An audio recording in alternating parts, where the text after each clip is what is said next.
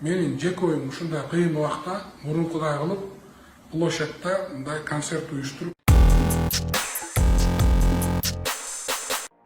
Исполняющий обязанности мэра города Бишкек Балбак Тулебаев заявил, что концерта и фейерверка в Новый год не будет, объяснив это эпидемической ситуацией и что для организации концерта уйдет около 4 миллионов сомов, что немалозатратно для городского бюджета. Он обещает, что главная елка страны загорится 10 декабря. Новых украшений для елки не предусмотрено. Украшать будут игрушками, купленными в прошлые годы. Жаңы жылдык елка боюнча, балаты боюнча 10 декабрда Кудай буйрса акырын символикалык турда балатыны күйгүзөбүз.